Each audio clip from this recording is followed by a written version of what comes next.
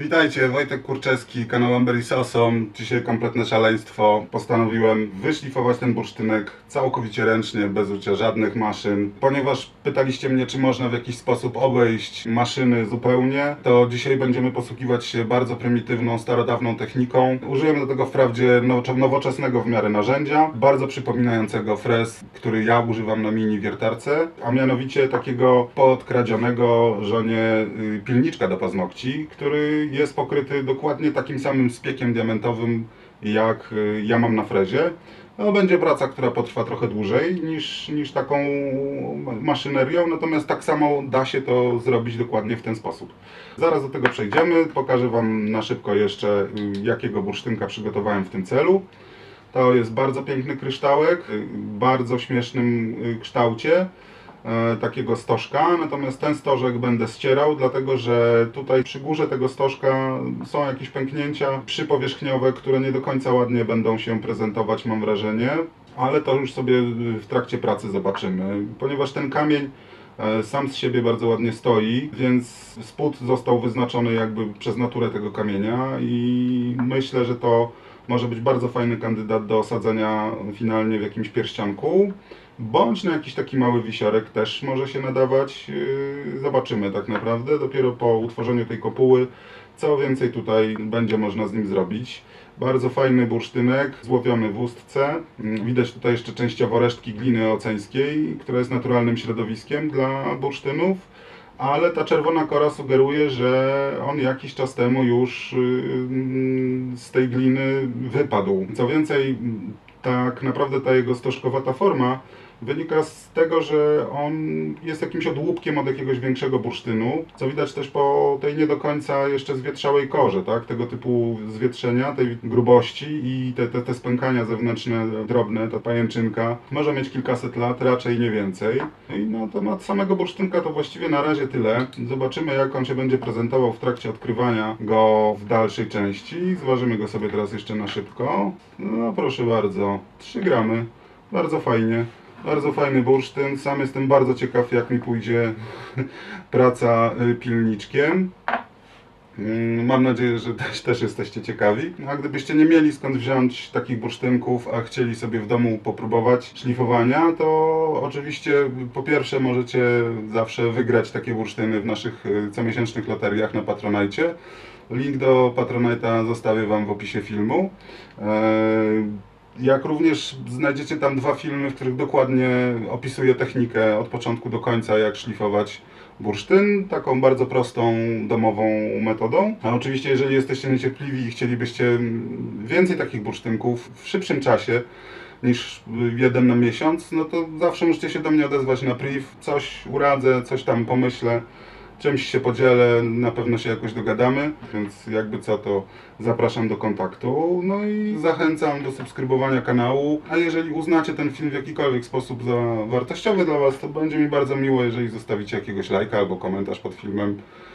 I to w tym momencie tyle. Ja się zabieram do pracy. Bardzo jestem ciekaw, co z tego wyjdzie, a Wam życzę miłego oglądania. Żona jak się dowiedziała, że chcę używać jej ulubiony pilniczek, to od razu poleciała do sklepu i kupiła mi nowy. Ale jest dokładnie taki sam. Było na nim napisane wprawdzie, że jest szafirowy, a nie diamentowy ten spiek. Ale różnica żadna. Tak naprawdę w twardości i do bursztynu w zupełności wystarczy.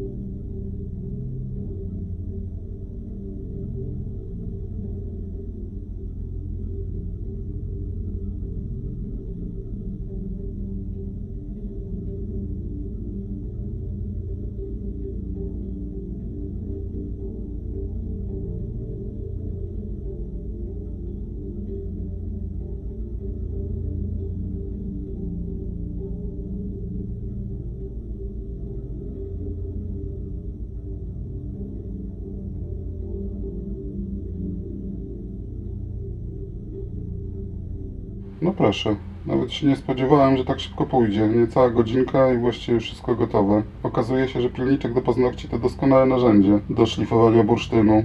Jak widzicie, bardzo fajnie przygotowana kopułka do dalszej pracy papierem. Teraz właśnie będę przechodził do najgrubszego z nich. Jeszcze sobie tylko obejrzę, co tutaj w środku na mnie czeka, używając oleju. To jest ciekawość, której nigdy nie jestem się w stanie oprzeć. Jeszcze tutaj mamy jedną małą skazę do usunięcia, małe pęknięcie przy samym wierzchu, ale zapowiada się bardzo ciekawy optycznie bursztyn. Bardzo ładnie ta kopułka będzie to wszystko powiększać, pokazywać pięknie, co jest w środku. Także chyba spokojnie mogę polecić pilniczek do paznokci jako narzędzie do pracy. Niecałe 10 zł zapewne, więc żadnych dodatkowych maszyn nie trzeba. Kilka papierów ściernych, pasta i pilniczek i też można szlifować sobie bursztyny samemu w domu. Bardzo fajna praca się zapowiada. Bardzo ładny bursztyn. Ok, lecę zmyć olej i biorę się do kształtowania papierem.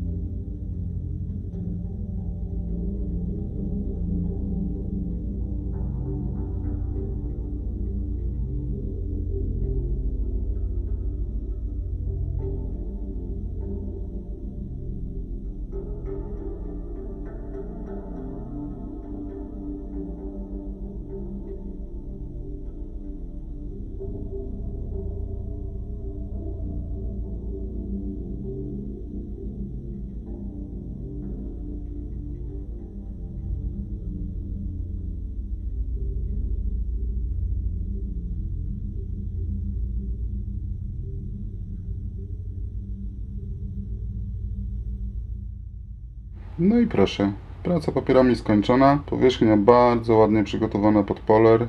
Nie mogę się już doczekać, kiedy skończę całą pracę, bo zapowiada się naprawdę bardzo fajny kamyk, także lecę z pastą.